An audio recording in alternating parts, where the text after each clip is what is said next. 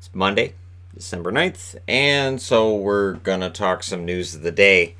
And it's going to be some injury stuff today, because of course it is.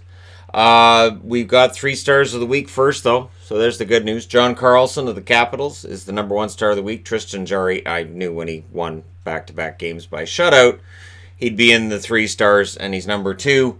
And Jack Eichel is number 3. So either your first or last name had to start with J, or you weren't allowed to be one of the 3 stars this week. Eichel is in the midst of a 13-game point streak, so pretty strong run for Eichel. Not too bad, if I do say so myself. He's been playing really, really well. I've noticed any Buffalo game I've watched, even though they don't have a strong record overall over the last few weeks, he has not been a problem at all in any of them. He has been the best player for the Buffalo Sabres in most of those games. Konecny, if you're a big fan of Konecny's, I'm sorry, but he has been reported to be out indefinitely with a concussion.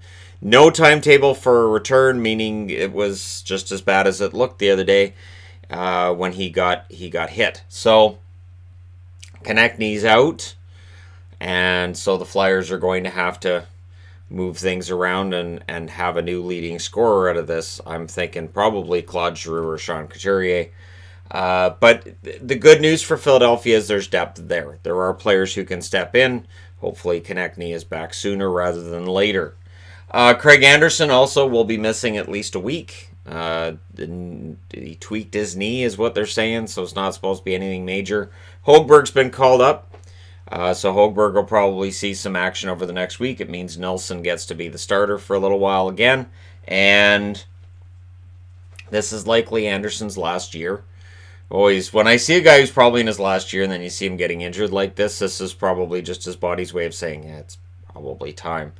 So for Ottawa, you get another look at Hogberg probably this week, who may very well next season be either the backup or who knows what happens, right? Because Nilsson, I don't know if Nilsson's a guy that I see as being a starting goaltender for an Ottawa Senators team that's starting next year. The owner expects better results, expects them to start winning more games. So I don't know if that's going to be Nilsson or if Hogberg sticks around or what they do, or if they make a huge change like what Florida did this season. If you're a Detroit fan, if you like wearing these jerseys and you're looking for something to happen, something's got to happen in Detroit. Madison Bowey's been waived. So, Bowey was picked up, and he's a young defenseman, but he's been a healthy scratch recently. And it's got to suck that you've got 7 wins in 31 games, and, as a team, and he's probably watching and thinking, I can get out there, I can help, and then the team says, that's it. So the trick is this: is there a team out there that's going to look at Bowey and see his age and his general size and say, you know what, we could do something with this, or is he going to clear waivers and go to the AHL? I would think clear waivers and go to the AHL, but we'll see. Bowey's been waived by Detroit as they try to figure out a formula to which they can be a little more competitive and maybe win a few.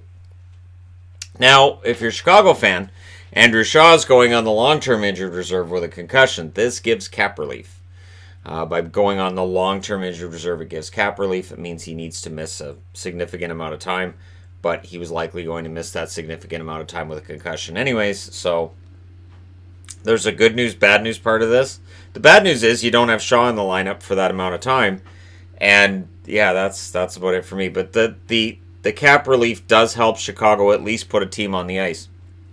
And they were able to recall players, so you'll see a full Chicago roster until he gets back. Now, Board of Governor meetings start today. They run today and tomorrow, and the top item up for discussion is the code of conduct from players and coaches, and they're going to sign off on a code of conduct. Happens every job. It really does. I'm not sure why, and I do see online that some people are upset about this, like somehow it's going to change the way the game is played on the ice. It really doesn't. A lot of the taboo terminology in society in general has kind of been taken out of the on-ice product anyways, where you can't get away with saying certain things anymore. So a lot of the chirps, people might be like, oh, now they can't say that anymore. Yeah, that happened years ago. Now it's just official and it's going to be written down on paper. So the Board of Governor meetings today and tomorrow, and there will be other things discussed as well. The offside rule they've discussed, they're going to discuss whether or not to change it. And that change could become immediate, where if the skate breaks the plane of the blue line, it doesn't matter if it's on the ice or if the guy's foot's up. It's the most ridiculous part of a rule I've ever seen. It is absolutely ridiculous. Sort of like I was watching football games this year, and there are certain changes I've seen that I've been like, wait, why did they make that change? I'm talking NFL, not CFL here. A couple of things that have changed in the NFL. I don't understand why they've changed it, but anyways.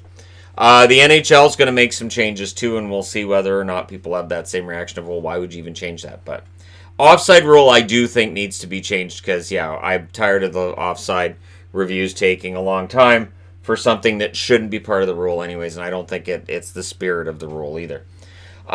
Nick Ritchie, he's out 6 to 10 weeks with an MCL sprain for the Anaheim Ducks. So that's bad news for Ducks fans. And Ritchie was a guy that may very well have been on the way to a breakout season. We just don't know. We're still waiting on that breakout season offensively, and we're not there yet. But yeah, so Nick Ritchie out 6 to 10 weeks. Wish him all the best. And last but not least, I looked this up before starting this video.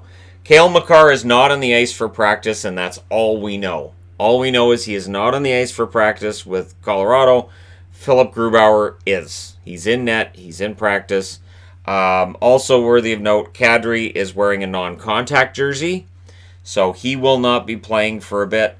But nothing on Makar yet. There could very well be an announcement sometime today after this video goes live. But as of the time I'm recording this, the Colorado Avalanche have not made an announcement regarding whether or not Makar is going to play and when Makar is going to play. But there you go. You guys are all up to date in what I was able to cobble together for you guys on this Monday morning in terms of news from around the league. Let me know your thoughts in the comment section below as always. Oh, almost sneezed there. So thank you guys so much for your support. Don't forget to hit like and subscribe if you're browsing your way through. You just happened upon this video. And thank you very much on Patreon to Cody Beekman and Coleman Mantell for your continued support there and helping to provide content for all of the internet through my wonderful channel. Wonderful in quotes because some people may not agree with that. But yeah, thank you guys so much for all your support, Patreon or not, whether you watch an ad or you don't, whatever you do to help support the channel, watching videos, making comments, likes, even dislikes, doesn't really, I don't think the dislike does. Anyways, thank you guys so much for all your support. I will talk to you again soon.